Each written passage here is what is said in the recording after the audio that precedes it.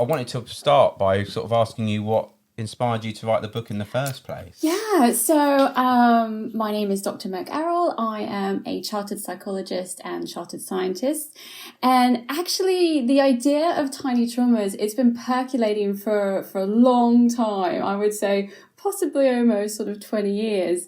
So when I first came across this concept of low grade but cumulative trauma, I was actually preparing for a lecture. So I was in academia full time for the start of my career, and we were offering a third year elective module of the psychology of physical illnesses. Now, I appreciate that mind and body work together, but because it was an elective, we try and, get the students, get those bums on seats for something that was a little bit sort of more interesting.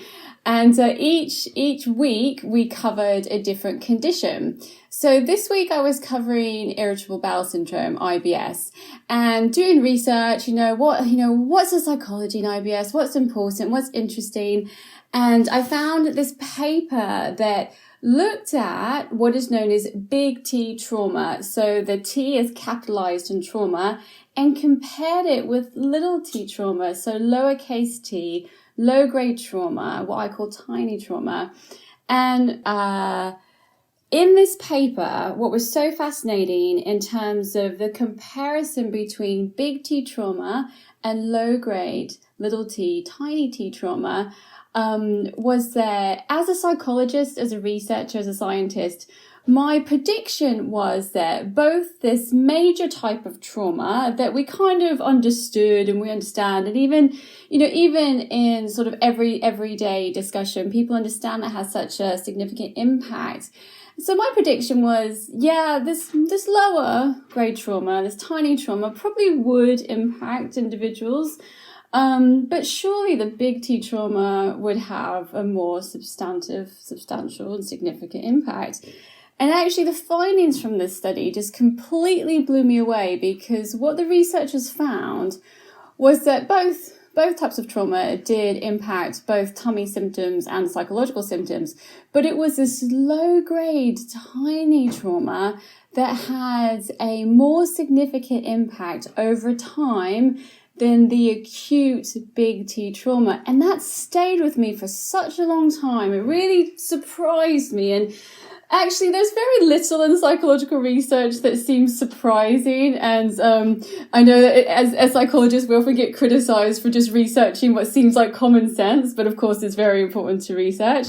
But it was like, wow, that is interesting. And then later, when I started up my private practice, what I tended to see were clients that would come in and they would actually just outright say, look, I don't know what's wrong. I don't know what's wrong because I can't put my finger on it. Nothing that bad has actually happened in my life, like ups and downs, but I don't get why I really just don't feel okay.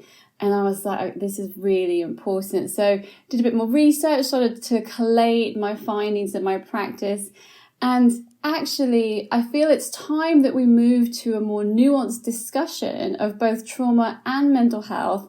And that actually we all experience a range of difficult events and happenings and just, stuff in life. And these things can have a very significant impact.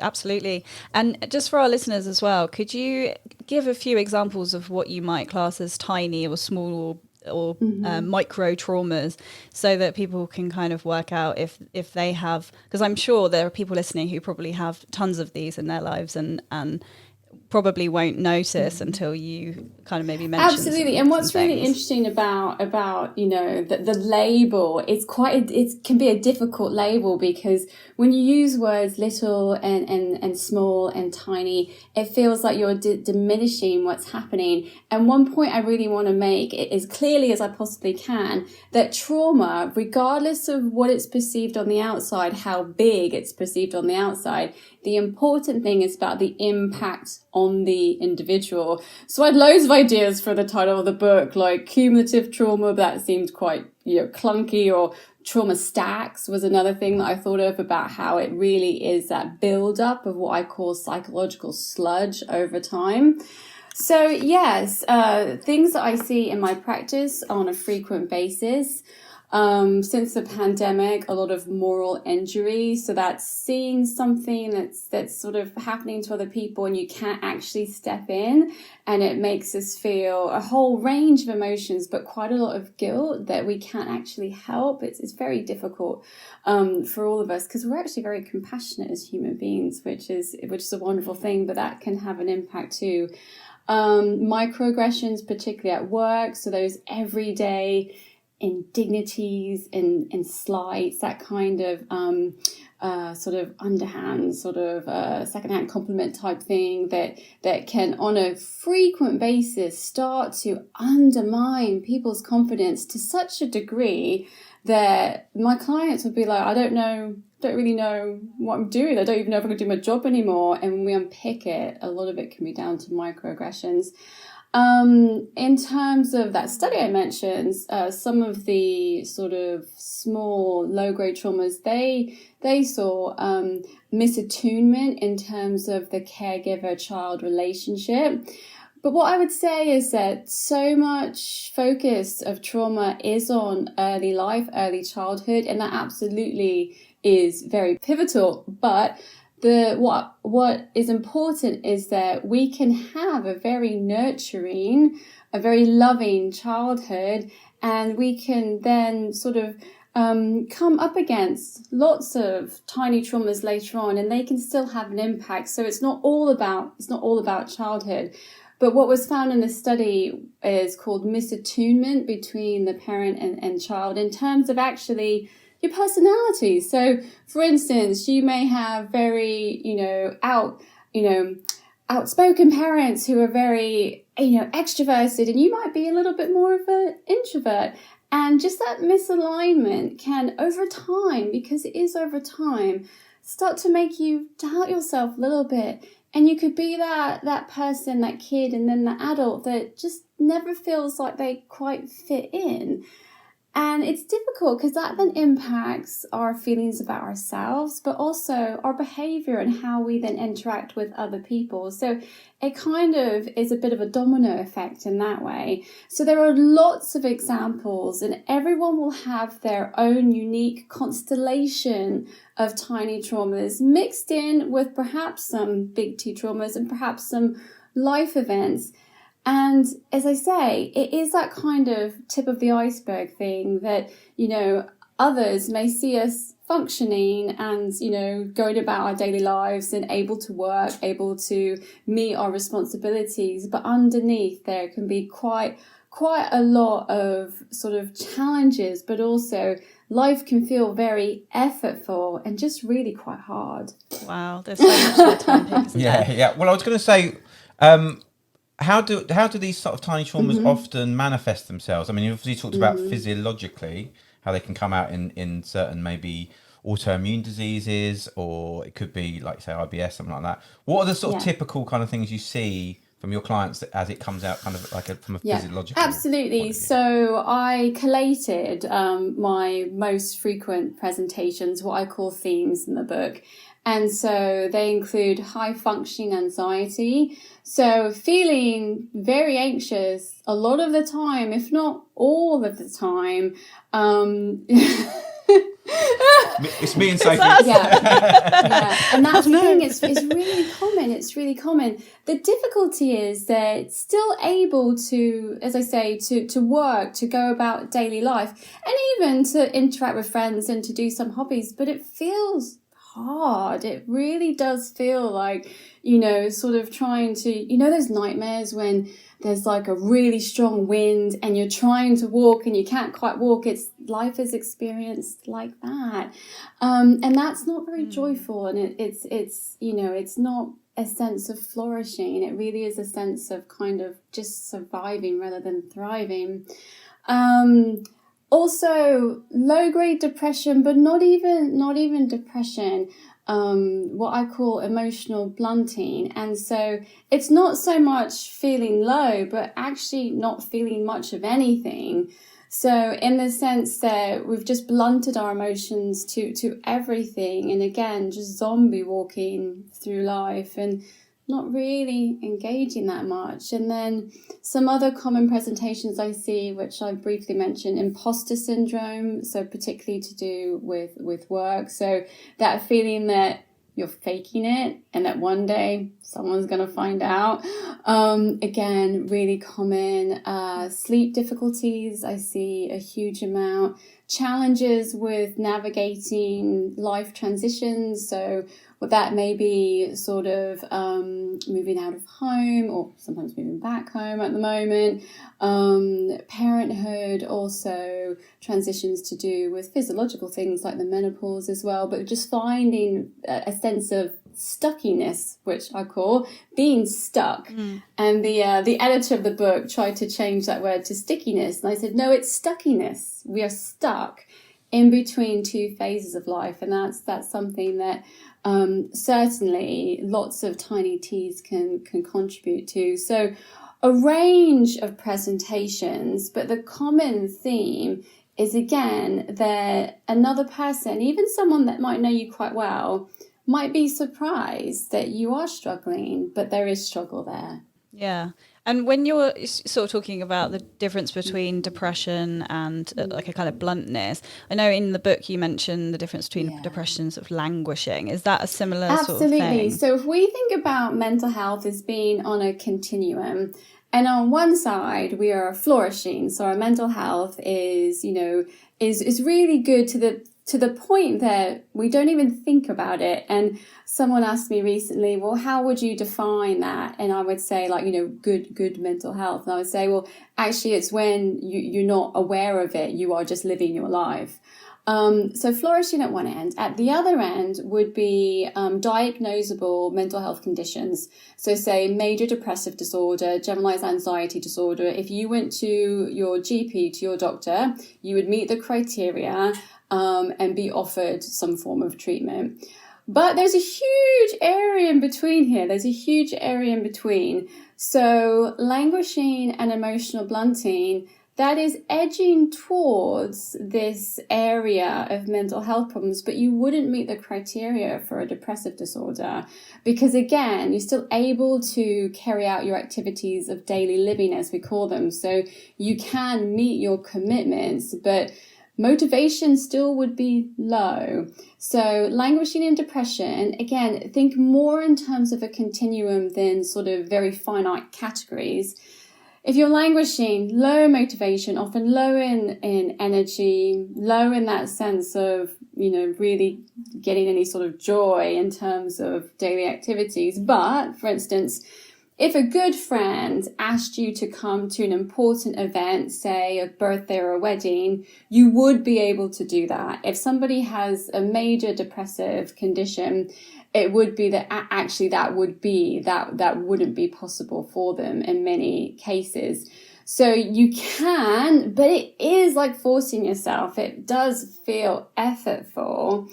So similar. And again, this is where all of the confusion is, because an individual might actually go to their GP and say, yeah, I'm low on motivation, I'm low on energy, my mood is really low, but not meet those criteria. And then you'd feel a bit lost. So I see so many people that may have actually gone to their doctor already and not been offered that much, really.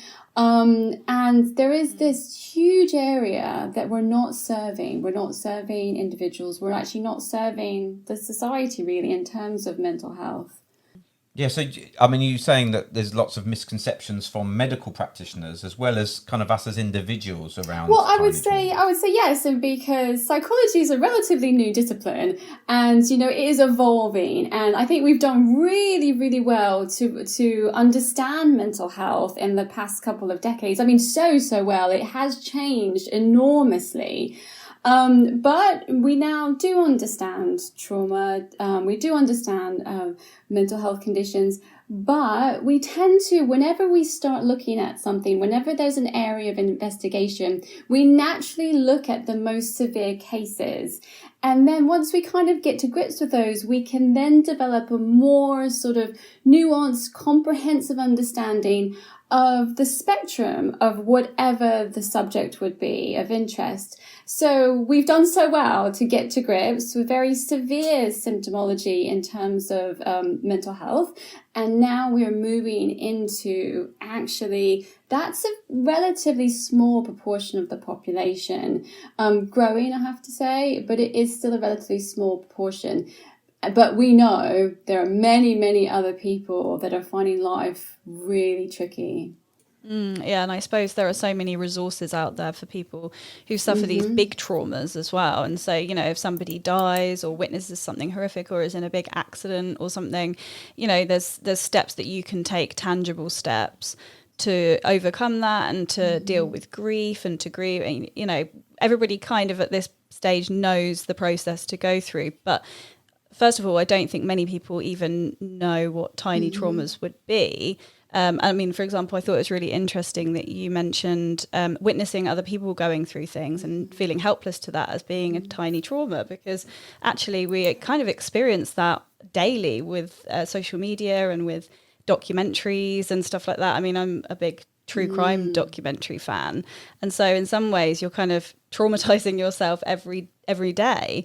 And I think that's something that not many people would understand, let alone knowing the steps to kind of overcome these things as well. Without a doubt, because when we are sort of in a practical sense helpless, we still want to be observers because we feel like at least then we're sharing what other people are going through.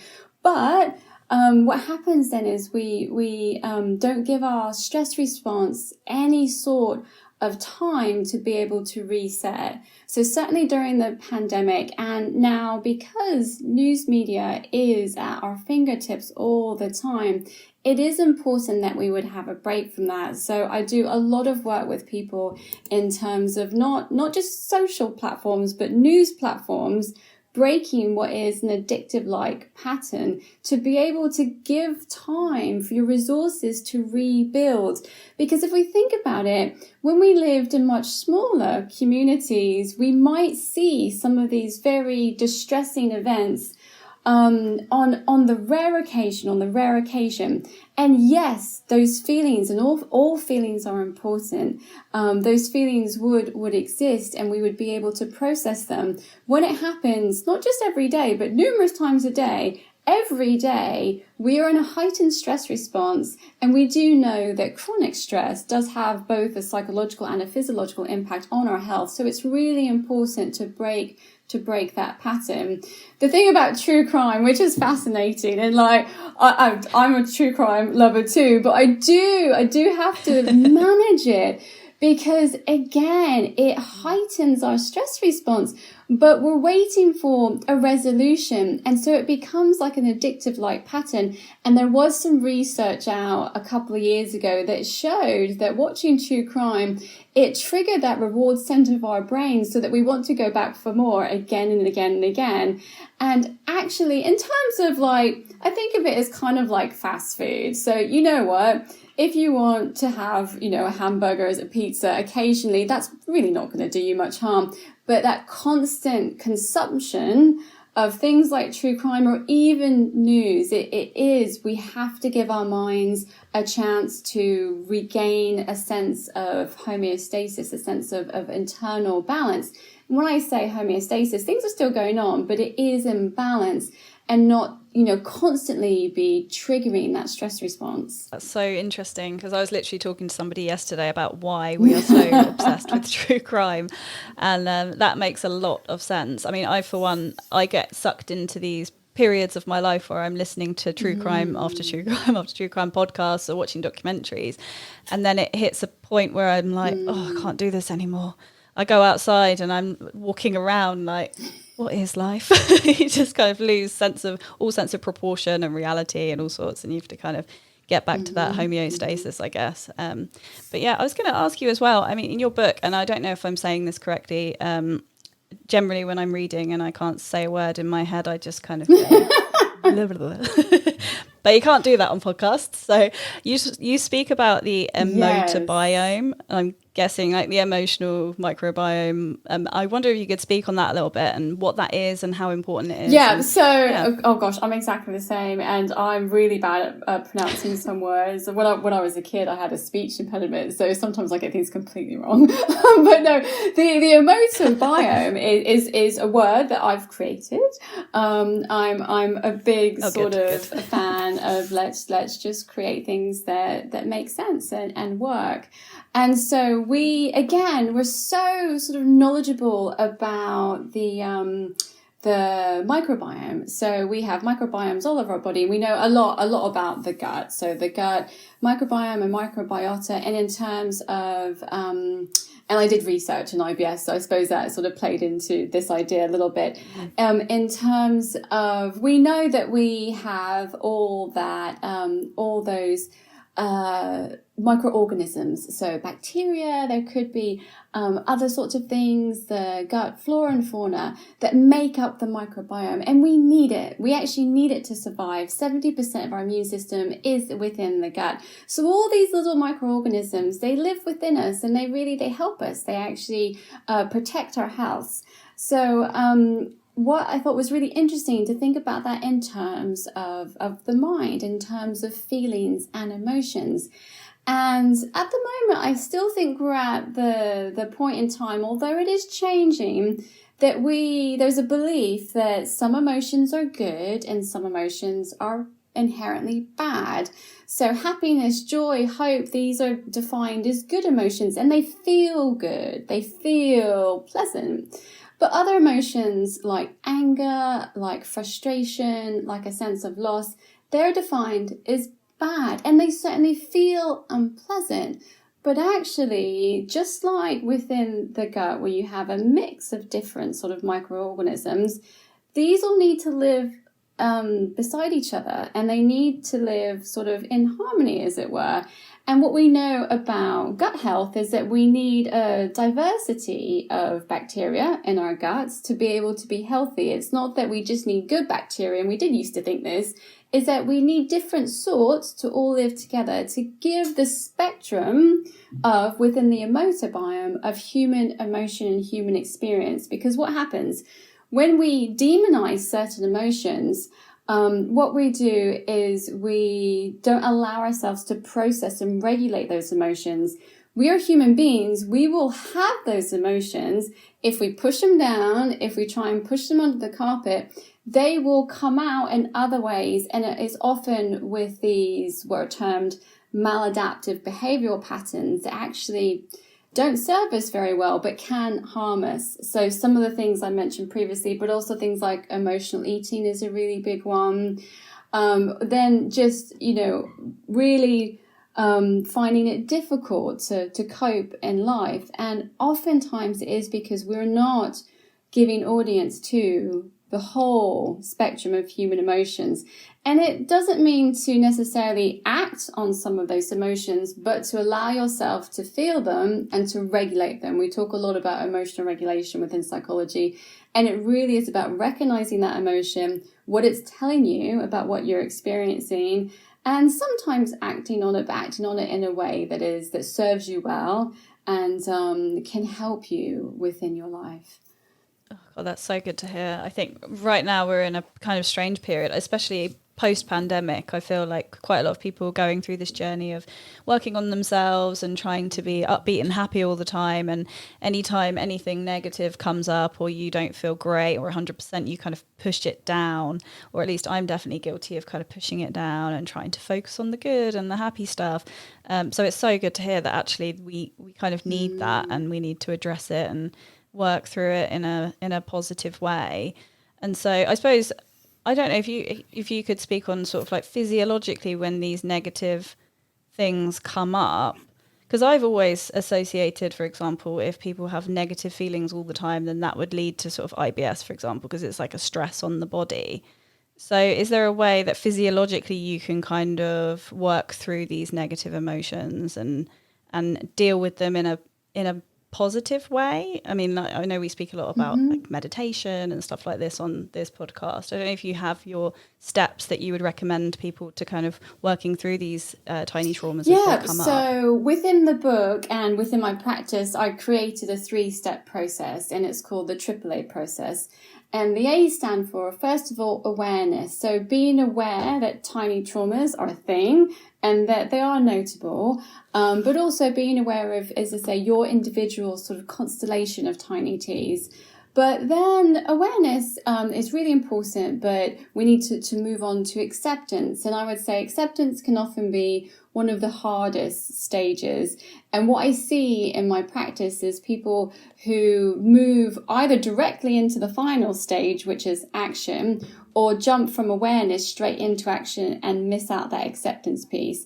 But awareness and acceptance are incredibly, incredibly important as the foundation, but we do need to take steps. So oftentimes psychology can be criticized for people just kind of ruminating on what's happened to them. And that's not really how psychology works in terms of psychological therapy and intervention. It is about having that awareness, but moving to positive action that really can help you to be able to recognize those tiny traumas, but to use them for your own, for your own psychological toolkit and turn them into coping strategies. So in the book, and again, I think probably because of my research, I did look at quite a few different health conditions in my early career, IBS and chronic fatigue, and lots of things that seemed quite, at the time, were medically unexplained. So we were looking at, what contributes to these conditions. So I often use a comparison between mental health and physical health, because we understand physical health at the moment. We're just a little bit more advanced in terms of that than mental health. So I equate a psychological immune system to a physical immune system. And of course, since the pandemic, we've talked a lot about immunity. And we were all born with an innate physical immunity from our mums. But then we need to have challenges from the environment to be able to build up physical immunity. So like, with little kids, they pick up all the bugs and they are growing their physical immunity and they're developing antibodies so that when they come into contact with that virus or with that pathogen again, their bodies know how to protect them. They know what kind of fight to really be able to engage, to protect the individual. It is the same in terms of psychology. So we are born with an innate stress response, and we need that innate stress response. We don't need it to be triggered all the time, but if we didn't have a stress response, then we wouldn't have survived, we wouldn't have evolved. Because what it does is when there's a threat or even a perceived threat in the environment, we are able to react so much quicker. Our vision is laser focused. Glucose is released into our muscles, so we can fight, or we can run, we can flee, or we can freeze. And that has, in terms of human history, allowed us to stay alive. Now, our physiology hasn't changed very much, but in terms of the world we live in, it's changed tremendously. And so, as we said before, we're very much activated in terms of this stress response, but we do need it. That in itself isn't enough, though. So if you think we're born with that innately, we do need to have some challenges psychologically to develop our coping mechanism. So say if at school we fell out with a friend, now that can be really upsetting. But if we kind of use it as a way to think about, those feelings perhaps of rejection from a friend, they are absolutely valid. What can we do to think about how to use this experience? And over a lifetime, when we've had those challenges, but when they're framed in that way that we can use them for our psychological immune system, then when, say, more significant things happen, like you say perhaps the death of a loved one, which is going to happen to us all, we will have a toolkit, a psychological toolkit, and loads of coping mechanisms to be able to manage. It will still feel hard, but we will be able to cope. And I'm asked so often, how do we avoid tiny traumas? Well, we don't avoid them. But what we do is we build up our coping mechanisms so that we know in ourselves, we can trust that we will be able to cope with whatever life throws at us. Now, we touched on it a little bit, I guess, earlier, and we've obviously talked about watching true crime and stuff. And I just wondered, it feels like we're living in a very heightened period of time with social media and stuff. Have you found from your experience that you're getting more people coming through your door because we are more heightened generally? We have 24/7 rolling news, we have social media, you know, on a daily basis we're kind of wanting our dopamine fixes. And I wondered if that is having an effect on our mental health. Without a doubt. I would say, again, I would be cautious of demonizing social media and demonizing technology. It is a tool. But we kind of need to educate ourselves about how we use it as a tool and how it doesn't use us, because it has advanced so quickly. We're kind of really being the subject of technology rather than being in charge of it. So in my clinic, one of the techniques I use is I do a 4-week digital detox for people. And it is surprising at how impactful that can be to mental health. But also because this is tiny traumas kind of in a nutshell, because it's gradual, it's so insidious that we kind of don't realize what an impact it's having until we start to break those patterns. So without a doubt, if social media and technology, and as I say, even news consumption, if it is consumed mindlessly and without intentionality, it can certainly have an impact on our mental health. So it's almost like having a bouncer or a stand guard outside your mind as to what it lets in, kind of thing. So it's okay to let some of it in, but really you have to be a bit more mindful of what you're ingesting. Is that the right word? I do. It's another type of consumption. I would completely agree with that. And to be mindful of it, to make an active decision about the kind of information we want to consume.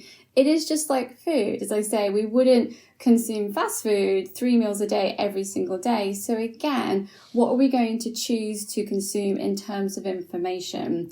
And we can spend time curating the type of information we do consume, but also put actual time limits on it.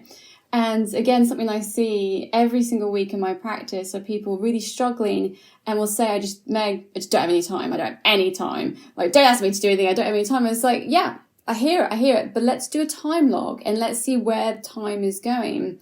Because we do have time. It's more fractured. It's what is called time confetti. And I just love that phrase. So it's fractured. But what we tend to do is when we have little pockets of time, we fill it with scrolling. We fill it with social media. We do fill it with reading a couple of, and I'm very guilty of this, reading a couple of news articles.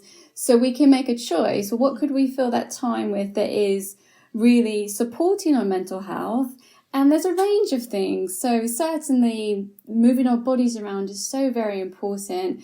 There is some amazingly robust research that shows that even 10 minutes walking outdoors reduces stress. It also is a buffer against low mood and future bouts of depression. So very important. But really just giving the mind a rest, like just let the mind wander, just do some doodling. There's some amazing research on doodling, which I love. And to have those moments of even boredom, because some of your most creative sparks happen when you're actually really bored. Yeah, this is a conversation I have regularly with my children, who can't cope with boredom. I mean, literally, because they're just so used to being switched on all the time. You know, they're digital natives. They just used to having devices of various sorts. And any moment of boredom is really impactful. They find it very, very difficult. And I keep trying to say, look, it's really, it's really a great time to, like you say, free your mind to different ideas and stuff. I mean, I've been guilty of this as well. Like I'll be standing in a queue in the post office and I'm straight into like reaching for Yeah. my phone in my pocket. And I'm thinking, I should just be sitting here, like taking everything in, listening to conversations, watching what's going on. But we are all guilty of it, absolutely. I guess, But again, it's having these conversations to increase that level of awareness. That one, we all are doing it, but we can take steps to change what we're doing. We do have that agency in our lives. And certainly taking those moments just to people watch. I don't know about you guys, but I just love people watching. And it's just fascinating. Yeah. And it's very different than watching something behind a screen.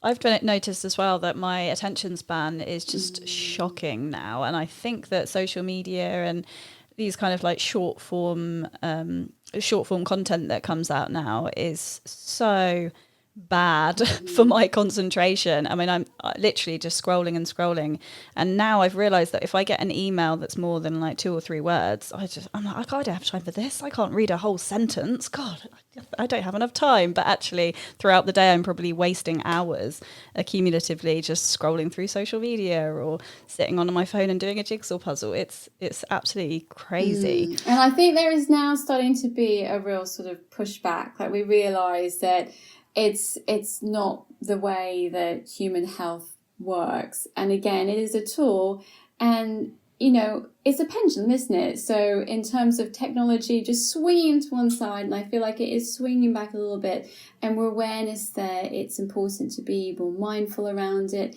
and to use it so it really does serve us, and we're not just reacting to every ping and every message. And again, in a social media detox, I would always advise the first port of call is to remove apps that you don't really use and make a decision over which ones that you do want to engage with, but then time restraints on that. And unless you do have a job that is sort of life and death, to turn off a lot of those notifications. And when you have family and kids, to have an agreement that there will just be one platform that you will contact each other with emergencies. And what's really interesting is when we turn off some of those notifications, so many of the messages and so many of the emails that would have seemed really urgent, they resolve themselves. They really do resolve themselves. And again, it's very freeing to see that, but it is just taking the decision to do that. Yeah,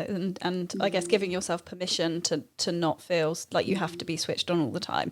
I was also going to ask you a little bit. You speak about in your book this idea of sort of being perfect or perfectionism. And I know you also talk about in that chapter, which I found quite a juicy sort of title, the dark triad kind of personality type. So I wonder if you could talk on that a little bit and what that is, what that means for us in general and in terms of our mental health. So in terms of perfectionism, we can split it up into what is adaptive perfectionism. So where we're actually striving to have high standards serves us really well. So perhaps that's something to do with work. Perhaps it is something that is also important in your life, like taking care of your loved ones and your family. The difficulty is that we tend to, as human beings, when something works in one situation in one area of our lives, we tend to then transpose it onto every area of our life. And actually it becomes maladaptive then because we cannot be perfect all the time. And striving to be perfect and being perfect are two different things, but that striving is where it becomes really, really hard. But again, I would say, where is the variety in life if we're always trying to be absolutely perfect? But again, just working with people as they are and coming to people as they are, which is so important. It is okay to say, actually, this bit of my life, I really do want to strive and to be as good as I possibly be, but I don't have to do it in all these other areas. And just giving that freedom. When it becomes maladaptive is when we do not give ourselves a break and when we're really harsh on ourselves. So I just see literally every single day clients, and I certainly had this for a long time, and I would say that I'm a recovering perfectionist as well, because it is a process, is that having that really harsh inner critic that just criticizes every single thing you do, and goes over these tiny little were, we might think of mistakes, but they're not really mistakes. They're just things that weren't quite as perfect as we wanted to be, that no one else would notice, like literally no one else would notice. So in terms of perfectionism, again, I think in a way it's been very demonized. Like there's all this pressure to be perfect, and now there's all these messages to say, just don't be perfect. It's like, okay, well, I just want to be perfect, but how do I do that? It's so confusing and conflicting. But say, you know what, I can have really high standards here, but let go there. But in general, in terms of that inner voice, the question would be, is that inner voice, is it critical or is it compassionate? Oftentimes it's very, very critical, and to just turn it to something that is a bit more compassionate. And a way to do that is to just think, would you ever say these things to someone you love? So that voice inside of your head that's talking to you, would you say that to someone that you cared about? And if not, what would you say instead? Really sort of simple trick, but it's a habit. So like all habits, we need to aim to replace the habit. And that can take time. So to have that little bit of patience with it too. And again, not to criticize yourself for having that inner critic and for not being able to be compassionate immediately is a real key to it. But in terms of, which has had so much attention within both psychology and within the media, of the dark triad personality. So that's a mixture of psychopathy, of narcissism, which is a huge theme at the moment, and I'm not going to be able to pronounce this word now. I can't pronounce it now. I've got my tongue twisted. Take your time. We can edit this out. It's fine. See, Machiavellianism. That's right. it. Machiavellian. Yeah, see, Machiavellianism. Once I get twisted on something, it's gone. But I don't mind, because we're all human beings, do you know what I mean? And we all have flutters. It's totally fine. Exactly. Don't worry. Don't let your be perfect driver interfere with this. Exactly. You wouldn't say that to yourself. Yeah. So it's where these three personality traits meet.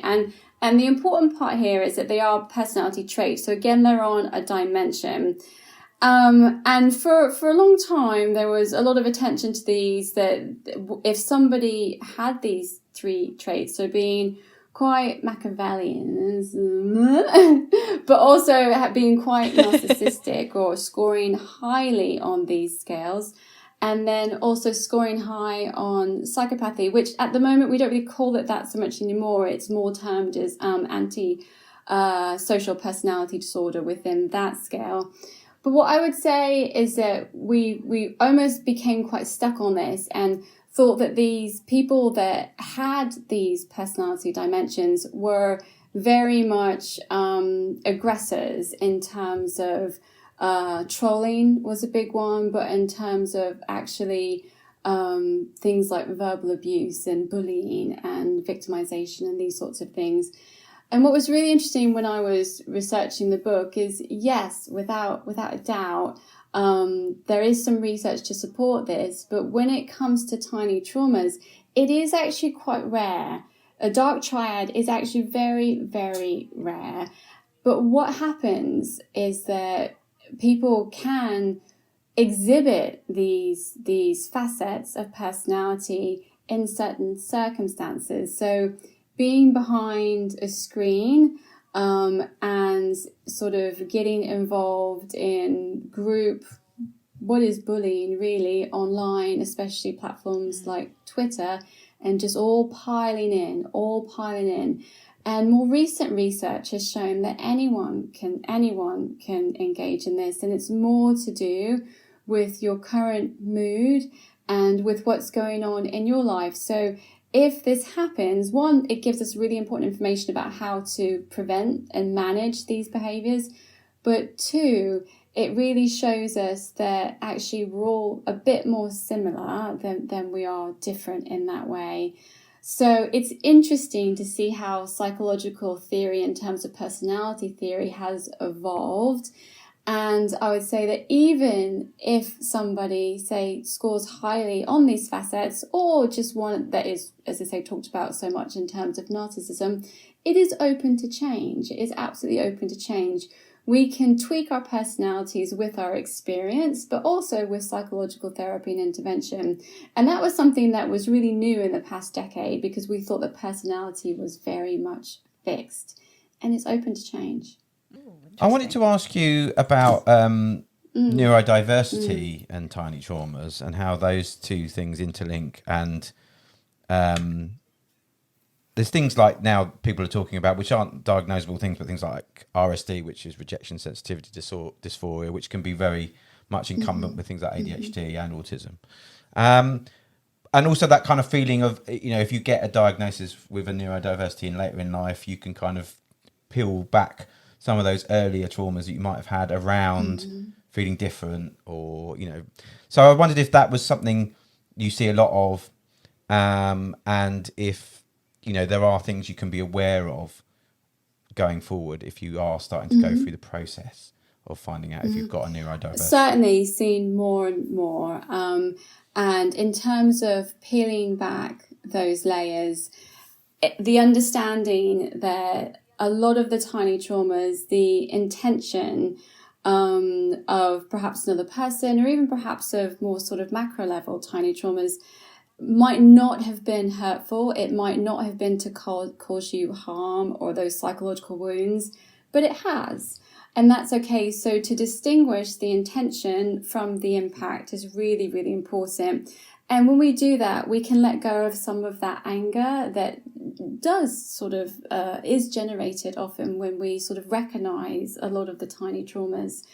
And to be able to move on with that, and to have that sense of acceptance. So we can't change our past, but we can accept where we are right now and use that information to move forward.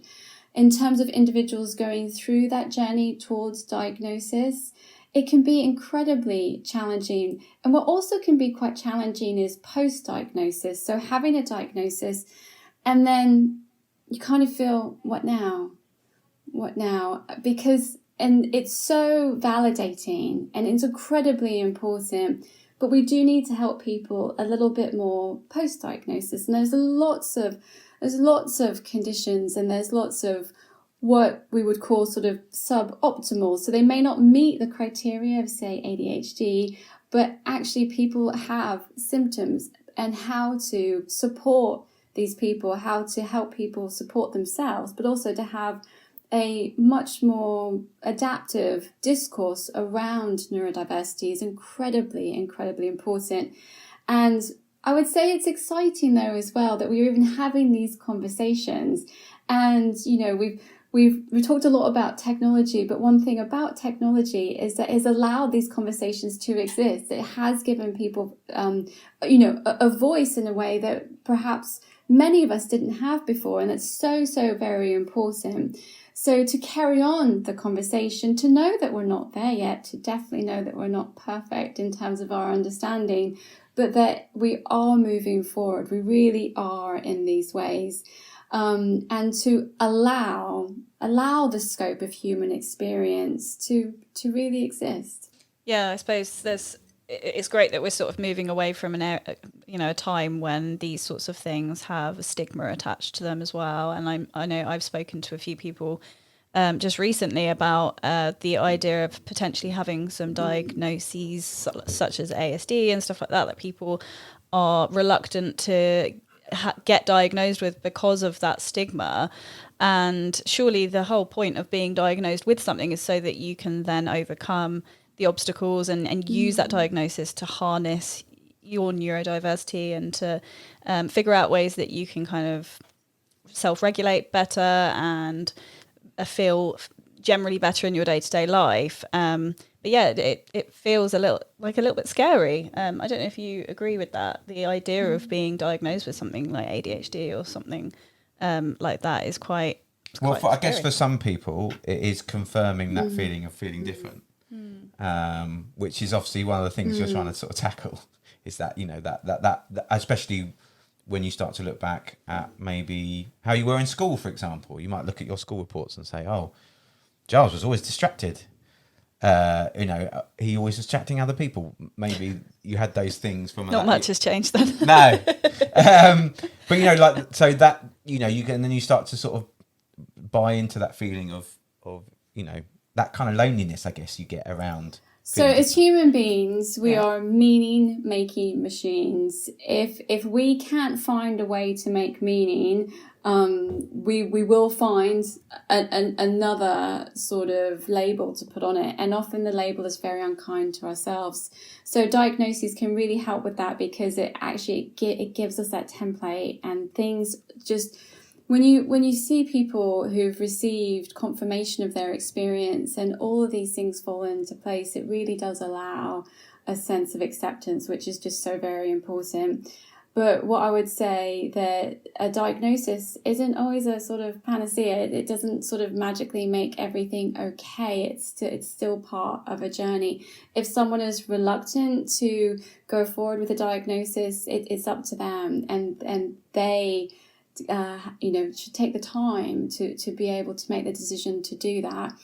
And in terms of if there is conflict with that, I would look at some of the self-stigma, because we all stigmatize ourselves a little bit too. And what are the correlates to that? What are the factors associated with that? What are the tiny T's around that self-stigma? And as I say, it won't necessarily be right for everyone. So whether we should be supportive of people seeking a diagnosis, should we be pushing people towards diagnosis? No. And it would be what's right for the individual. But as long as that support is there, that's the most important thing. Yeah, absolutely.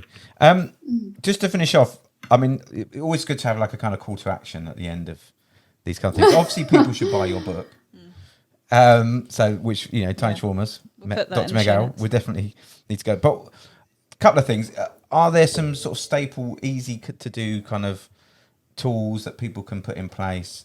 And also, are there some things you could suggest for developing awareness around your own tiny traumas and maybe those of friends, loved ones who you might feel have been through lots of tiny traumas and that you want to help them in some way? So absolutely.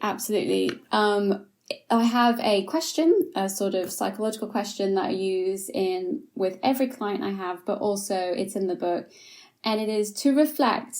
And what I would encourage people to do is to write down, to engage in some emotional writing. There's a huge amount of research that shows the benefits of helping us process what we've been through, but also to process emotions if we write things down on a piece of paper with a pen. So not on the computer, because it allows more time.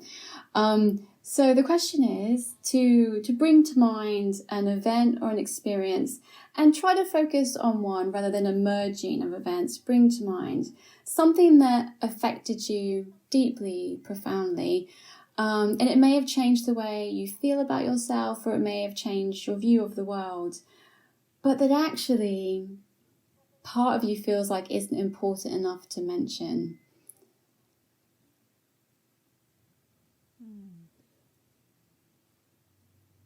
Okay. Have you got one? No. You have? No. Well, I don't know. I've got loads. Go on, you do yours, and I'll think. Oh, I didn't know we were sharing them. Okay, now I need to think of one that's appropriate to bring up on the podcast. Only share if you feel comfortable. Something that's happened. That's really important. So one thing that I am always thinking about, just in my own journey, is how friendships and relationships have such a huge impact on how you view the world and how I view myself. And, when I think about trauma, I think of like those big heartbreaks that you have, or the big breakups that are so hard to get over. But actually going back to sort of my first boyfriend, for example, when I was 18, 19, sort of like a kid. Well, I was probably maybe a bit younger, and some of the silly little things that now looking back as an adult, I'm like, that was just, silly kids, we thought we were in love, blah, blah, blah. But actually probably shaped how I view men for the rest of my life. So that, I think that might be my one. It doesn't feel like something I would ever need to like talk about in therapy or journal on, because I was so young. But actually now looking back, it's sort of like, if I got lied to, then my view of men is that, men lie, or whatever it might be. Yeah, I think for me, like, I'm a terrible overthinker and a people pleaser. So I think there's probably a numerous amounts of subtle moments in a conversation or something you might do that you feel like you stepped over the line, and that I will just think about kind of forever. Those moments when you're in bed at night and you're having flashbacks to all the horrible things you think you've ever done. Exactly. Yeah. But, which aren't horrible things, but because most of the time they've come from a good place or there's a pure intention behind it. But for you feel like you've made an impact on someone else. So I think probably for me, it's having impacts on other people in a negative way. When some of these, memories bring out feelings of guilt and shame, those are generally the ones.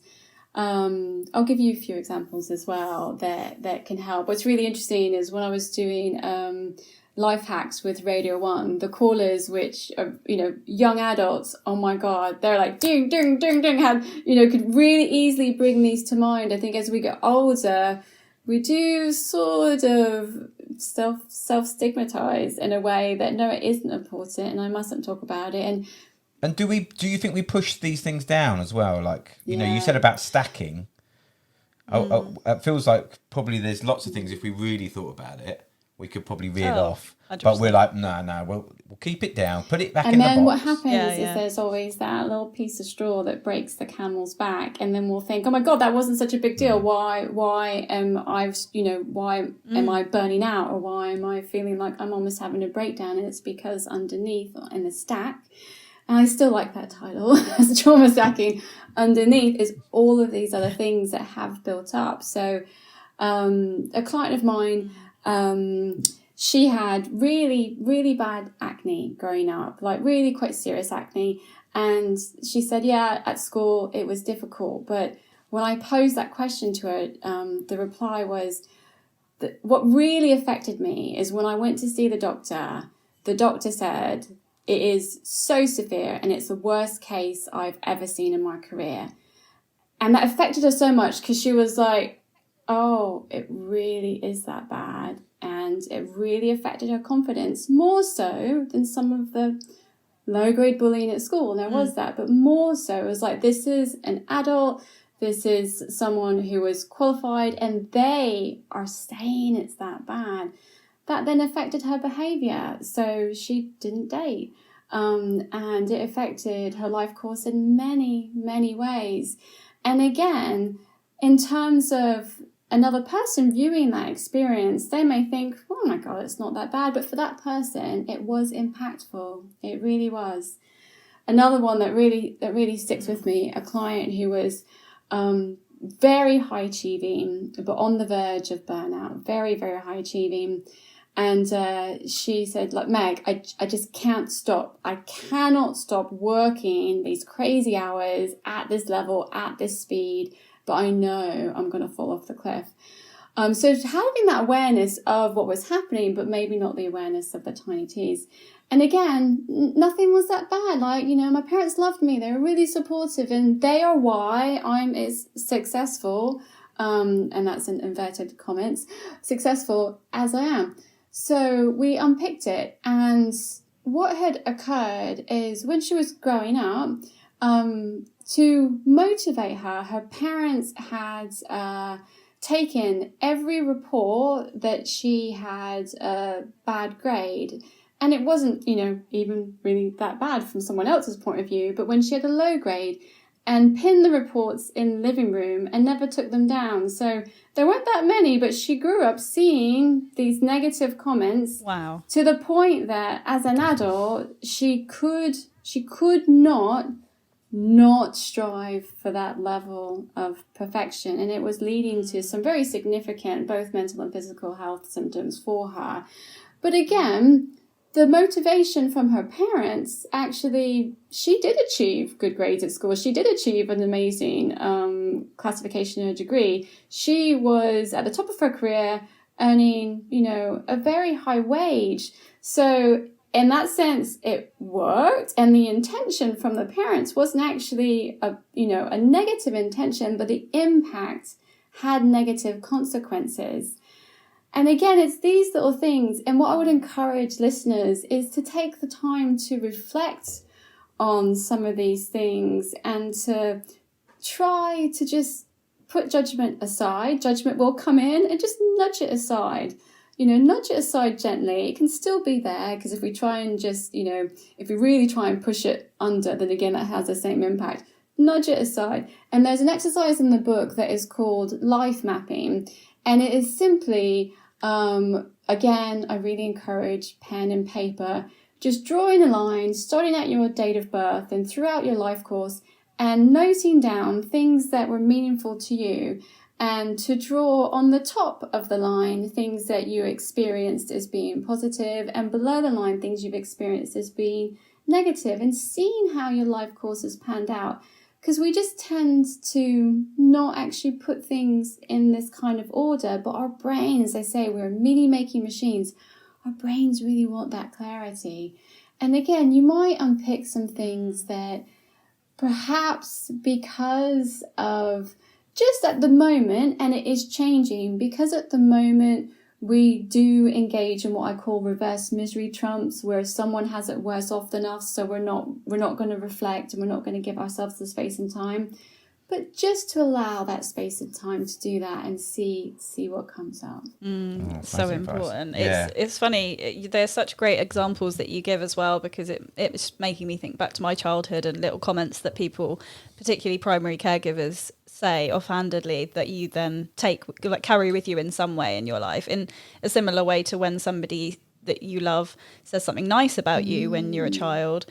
You probably end up having quite good self-esteem in that area for the rest of your life. And I mean, I think we both have suffered some quite extreme traumas in our lives, and so I don't know about you, Giles, but I personally don't really have much time or energy for the tiny traumas, because I'm like, wow, it's nothing Still compared dealing to with the big ones. Yeah, exactly. Yeah, well, yeah, there's that, but also you do tend to judge, and even in others as well. If you see someone that's moaning about something that's quite inane, then you do, if you have gone through something quite big in your life, you kind of I think in those moments I always think everything's relative to that person. Yeah, exactly. But it is hard sometimes to do that. It is, yeah. It's, but I have to catch myself doing it, because sometimes I'm kind of like, well, you don't know anything.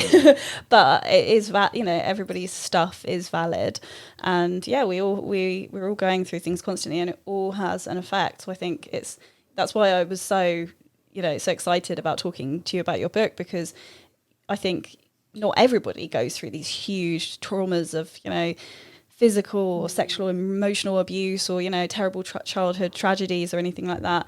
But one thing we all have in common is that we do have these tiny traumas that pop up constantly. And we're constantly trying to sort of reconcile with that, I guess. And I know now we're just going to go and have some lunch. We're going to be talking about all these things that you just told us to do. We're going to be like looking through all our old But what I would say moments. as well is that there are big traumas, and there are big life events, and they can be incredibly challenging to deal with. But what we can do in terms of the smaller T, the tiny traumas, is we can work with some of the techniques and coping mechanisms with those smaller traumas, because it's like any sort of muscle. And so we can start off small, and we can start sort of growing that coping muscle in that area that then will allow us a bridge to be able to reconcile, as you say, to manage some of that bigger trauma. So in that sense, it can be incredibly useful to start off with those smaller steps. That's a great point. Actually, it's kind of like letting some steam out of the pot. If the big stuff is almost too big to tackle head on, by looking at some of these smaller things, it's kind of helping to get to that point, I guess. If say there was a marathon that we needed to run, we would start by daily training, by, working with our fitness level and being able to, work up to those longer runs. It's the same in terms of mental health and psychology. Let's start where we're at, and let's be patient and somewhat gentle. And we can do that by looking at the smaller things in life and taking those smaller steps, and knowing that we are actually increasing our psychological fitness to be able to perhaps, really look at some of these bigger things. And they are still there, but having that patience and really having that sense of self-compassion. When someone's experienced trauma, self-compassion can be really challenging. So starting off, small. Yeah, well, Meg, thank you so much. It's been so enlightening and such a great chat with you. And there's so many takeaways. I've made copious amounts of notes. So thank you so much. It's been great to talk to you about this. Where can people find you as well if they want to sort of learn more about you? So my website is drmegarroll.com. Handles on all the socials, Dr. Meg Arroll. And the book is available at all sort of online retailers and in physical bookstores in Waterstones too. Brilliant. Fantastic. Amazing. Well, thank you so much. Thanks for your time. Thank you so much. And it was lovely to meet you both.